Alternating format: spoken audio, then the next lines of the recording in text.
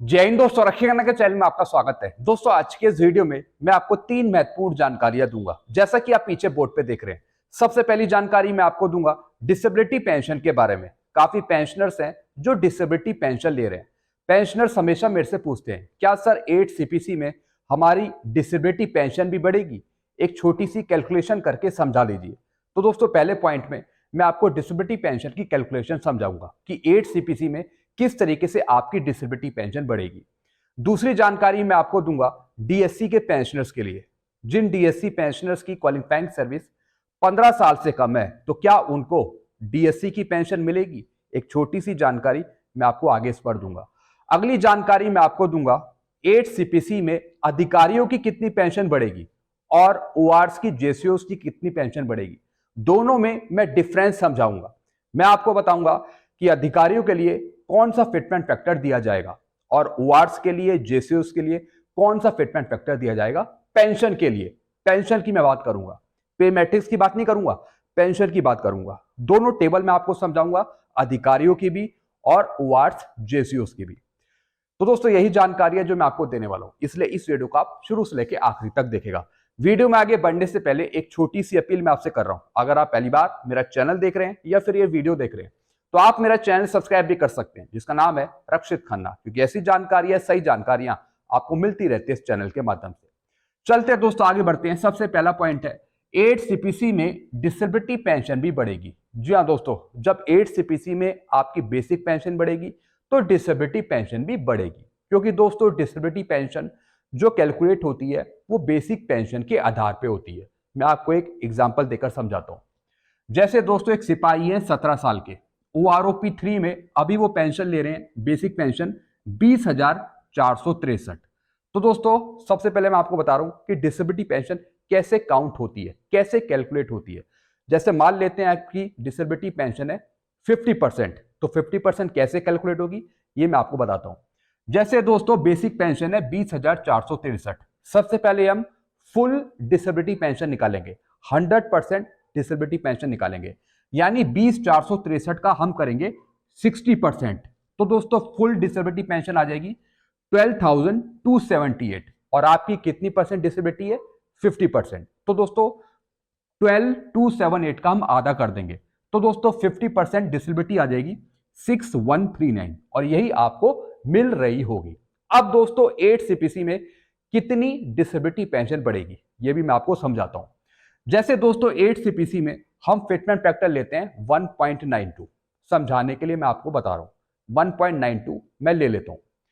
तो दोस्तों आप यहां पे देखिए, सबसे पहले दोस्तों जो आपकी बेसिक पेंशन होगी ओआरओपी 3 की, जैसे एक सिपाही की है 20,463, तो सबसे पहले इसमें फिटमेंट फैक्टर लगेगा कितना?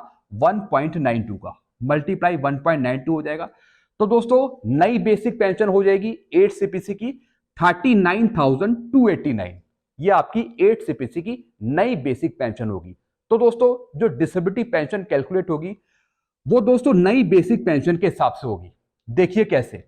तो दोस्तों 8 सीपीसी में नई बेसिक पेंशन आ गई 39,289। अब इसका करेंगे 60% फुल डिसेबिलिटी पेंशन निकालने के लिए। तो दोस्तों 100% फुल डिसेबिलिटी पेंशन आ जाएगी 23,574। अब इसका आधा करेंगे तो दोस्तों 50% डिसेबिलिटी पेंशन आ जाएगी 8 सीपीसी की 11,787। तो दोस्तों आपने यहां पे देखा वो आरओपी 3 की जो आपकी डिसेबिलिटी पेंशन थी 50%, वो थी एक सिपाही की 6,139, और 8 सीपीसी में ये बढ़कर हो गई 11,787।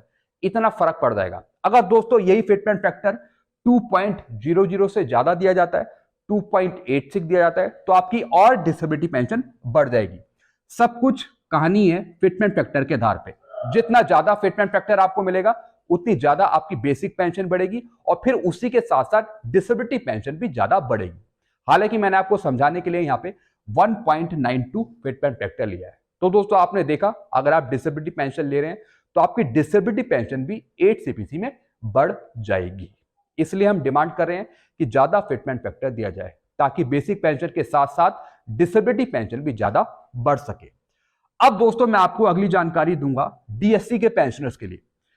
12 साल या फिर 13 साल डीएससी में जॉब करी है, क्या डीएससी की पेंशन मिलेगी? नहीं मिलेगी दोस्तों। अगर आपकी सर्विस डीएससी में 12 साल है, 13 साल है, 13.5 साल है या फिर 13 साल 9 महीने है, तो आपको डीएससी की पेंशन नहीं मिलेगी। हाँ, अगर आपने डीएससी में 14 साल सर्विस करी है, 14 साल 1 दिन भी है, 1 महीना भी है, तब आपको डीएससी की पेंशन मिल जाएगी। डायरेक्ट नहीं मिलेगी, इसके लिए आपको कोर्ट जाना पड़ेगा, एएफटी जाना पड़ेगा। अगर जजमेंट आपके अनुसार आता है तब आपको डीएससी की पेंशन मिल पाएगी। तो दोस्तों, जिनकी भी सर्विस डीएससी में 14 साल है या फिर 14 साल 1 दिन है, तो आप हमसे कांटेक्ट कर सकते हैं, हम आपको डीएससी की पेंशन दिलवा देंगे। जिनकी 12 साल है, 13 साल है, 13.5 साल है, तब नहीं मिलेगी। ये मैंने आपको पहले ही बता दिया। चलते अगली जानकारी की तरफ। अब दोस्तों, मैं आपको समझाने वाला हूं कि 8 सीपीसी में अधिकारियों की कितनी पेंशन बढ़ेगी और साथ ही साथ ओआरस की, जेसीओस की कितनी पेंशन बढ़ेगी। एक टेबल मैंने बनाई है सिपाही से लेके ऑनरी कैप्टन तक, और दूसरी तरफ मैंने टेबल बनाई है अधिकारियों की, सेकंड लेफ्टिनेंट से लेके मेजर जनरल और लेफ्टिनेंट जनरल तक। आप दोनों टेबल में डिफरेंस देखेगा कि किस तरीके से टेबल में बढ़ोतरी हो रही है 8 सीपीसी में। दोस्तों, इसमें भी मैंने फिटमेंट फैक्टर लिया है 1.92। जी हाँ दोस्तों, गवर्नमेंट जो आपको फिटमेंट फैक्टर देगी 8 सीपीसी का, वो सबके लिए एक ही रखेगी पेंशन में।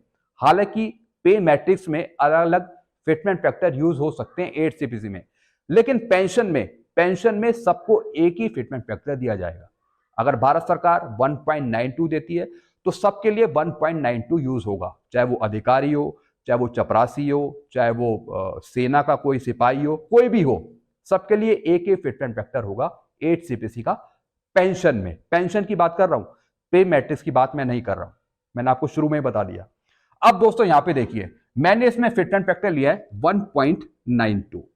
अगर सिपाही की पेंशन बढ़ती है 8 सीपीसी में, तो यानी अभी वो जो पेंशन ले रहे हैं 20,463, इनकी पेंशन हो जाएगी 39,289 8 सीपीसी में। डीए अलग काउंट होगा। ऐसे दोस्तों, अगर नायक 21,488 ले रहे हैं तो इनकी पेंशन हो जाएगी 41,257, 1.92 फिटमेंट फैक्टर यूज करके। अगर कोई हवलदार है जो 24,763 ले रहे हैं, इनकी पेंशन हो जाएगी 47,545। अगर ऑनरी नायब सूबेदार है जो 25,438 ले रहे हैं, इनकी पेंशन हो जाएगी 49,417। अगर नायब सूबेदार है 26,825 ले रहे हैं, इनकी पेंशन हो जाएगी 51,504। इस तरीके से इनकी पेंशन बढ़ेगी 8 सीपीसी में 1.92 फिटमेंट फैक्टर यूज करके। अब दोस्तों, जो सूबेदार हैं जो 31,500 ले रहे हैं, इनकी भी पेंशन हो जाएगी 60,480 के आसपास। जो सूबेदार मेजर है जो 34,425 ले रहे हैं, इनकी हो जाएगी 66,096। ऑनरी लेफ्टिनेंट जो 42,625 ले रहे हैं, इनकी हो जाएगी 81,840। जो ऑनरी कैप्टन है जो 46,300 ले रहे हैं, इनकी भी हो जाएगी 88,896। इस तरीके से दोस्तों इनकी पेंशन बढ़ेगी। अब मैं बात कर रहा हूं दोस्तों यहां पे अधिकारियों की। मैं बात कर रहा हूं दोस्तों जिनकी सर्विस 33 साल है या फिर 33 साल से ऊपर है, अधिकारियों की। सबसे पहले दोस्तों सेकंड लेफ्टिनेंट 46,300 जो ले रहे हैं, इनकी हो जाएगी 88,896। वही दोस्तों जो यहां पे ऑनरी लेफ्टिनेंट थे। ऐसी जो कैप्टन है, इनकी हो जाएगी दोस्तों 88,896। लेकिन दोस्तों, जो फर्क देखने में आएगा वो आएगा मेजर से लेके और लेफ्टिनेंट जनरल तक। अब दोस्तों यहां पे देखिए, जो मेजर 66,800 ले रहे हैं ओआरओपी 3 में, इनकी 8 सीपीसी में हो जाएगी 1,28,256। दोस्तों, एक चीज मैं आपको समझा दूं, अगर फिटमेंट फैक्टर 8 सीपीसी का 2.86 दिया जाता है, 2.30 दिया जाता है, 2.50 दिया जाता है, तो दोस्तों जो डिफरेंस है पेंशन में और बड़ा आएगा, वो और ज्यादा डिफरेंस आएगा ऑफिसर्स की पेंशन पे और ओआर जेसीओस की पेंशन में और ज्यादा डिफरेंस आएगा उनके डेजिग्नेशन के हिसाब से, उनकी रैंक के हिसाब से। तो दोस्तों, आपने यहां पे मेजर की पेंशन देखी 8 सीपीसी में 1,28,256। मैं बात करूंगा अब लेफ्टिनेंट कर्नल की, जो अभी पेंशन ले रहे हैं वो आरओपी 3 के अनुसार 1,10,850।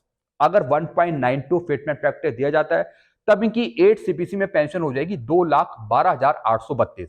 कर्नल की बात करूं, इनकी पेंशन हो जाएगी 2,22,144।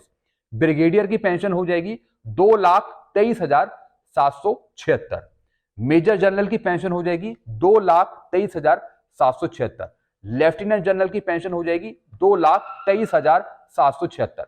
दोस्तों, आप एक चीज यहां पे देख रहे होंगे, ब्रिगेडियर की पेंशन, मेजर जनरल की पेंशन और लेफ्टिनेंट जनरल की पेंशन एक है, एक जैसी पेंशन है। वो इस वजह से क्योंकि OROP 3 में इनकी एक जैसी पेंशन दे रखी है, सेम पेंशन दे रखी है। ये भी एक सबसे बड़ी विसंगति है अधिकारियों की पेंशन में।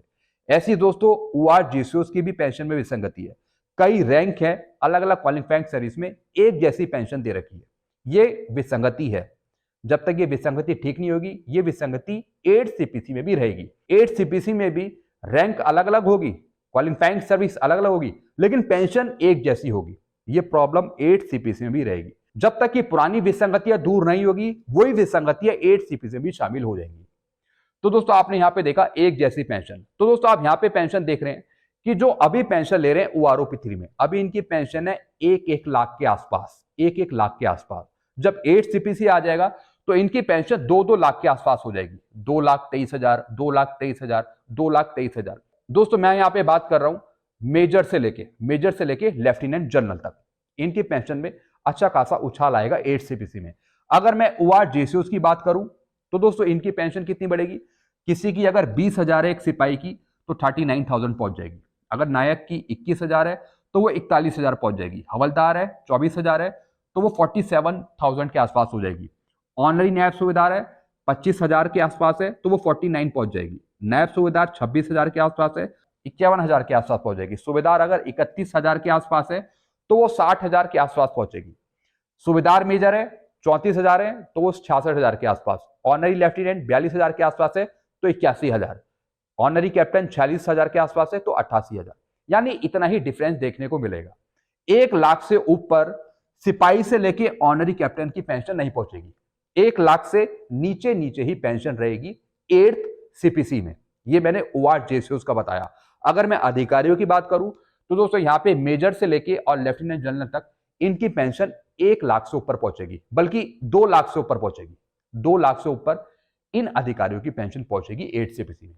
तो दोस्तों ये डिफरेंस है और ये डिफरेंस रहेगा।